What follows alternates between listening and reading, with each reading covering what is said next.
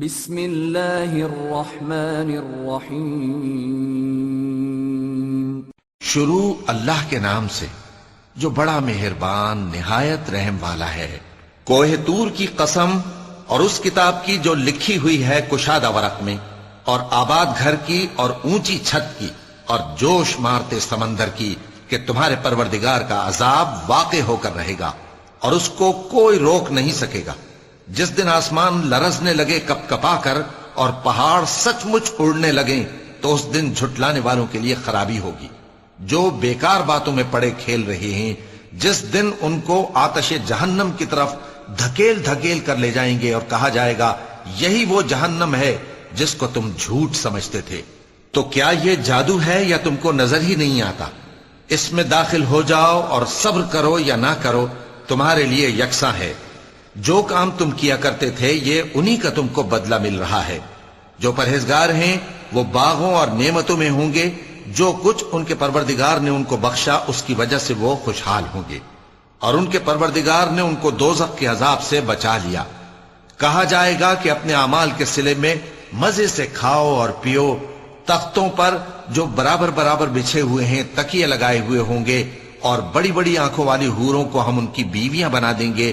اور جو لوگ ایمان لائے اور ان کی اولاد بھی راہ ایمان میں ان کے پیچھے چلی، ہم ان کی اولاد کو بھی ان کے درجے تک پہنچا دیں گے اور ان کے اعمال میں سے کچھ کم نہ کریں گے۔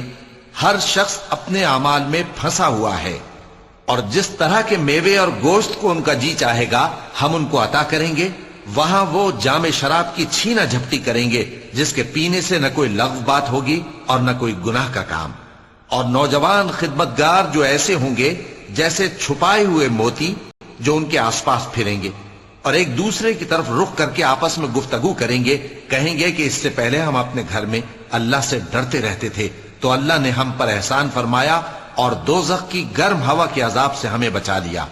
اس سے پہلے ہم اسے پکارا کرتے تھے، بے شک وہ احسان کرنے والا ہے، مہربان ہے۔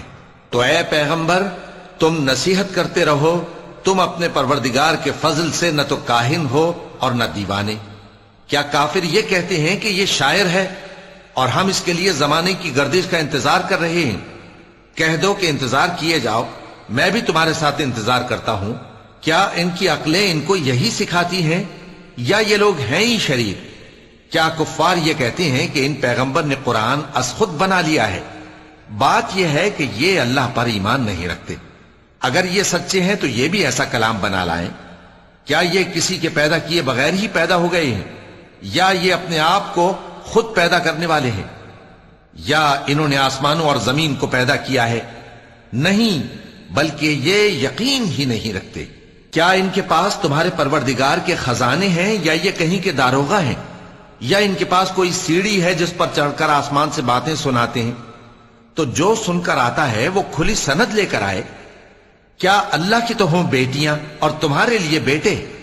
اے پیغمبر کیا تم ان سے کوئی معاوضہ مانگتے ہو کہ ان پر تاوان کا بوجھ پڑ رہا ہے، یا ان کے پاس غیب کا علم ہے کہ یہ اسے لکھ لیتے ہیں؟ کیا یہ کوئی داؤں کرنا چاہتے ہیں؟ تو کافر تو خود داؤں میں آنے والے ہیں۔ کیا اللہ کے سوا ان کا کوئی اور معبود ہے؟ اللہ تو ان کے شریک بنانے سے پاک ہے۔ اور اگر یہ آسمان کا کوئی ٹکڑا گرتا ہوا دیکھیں تو کہیں کہ یہ ایک تہ بتہ بادل ہے، بس ان کو چھوڑ دو یہاں تک کہ یہ اس روز کا سامنا کر لیں جس میں یہ بے ہوش کر دیے جائیں گے، جس دن ان کا کوئی داؤں کچھ بھی کام نہ آئے گا اور نہ ان کو کہیں سے مدد ہی ملے گی۔ اور ظالموں کے لیے اس کے سوا اور بھی عذاب ہے، لیکن ان میں کے اکثر نہیں جانتے۔ اور تم اپنے پروردگار کے حکم کے انتظار میں صبر کیے رہو، تم تو ہماری آنکھوں کے سامنے ہو۔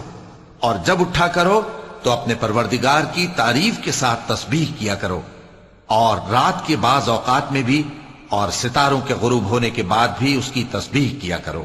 صدق اللہ العظیم۔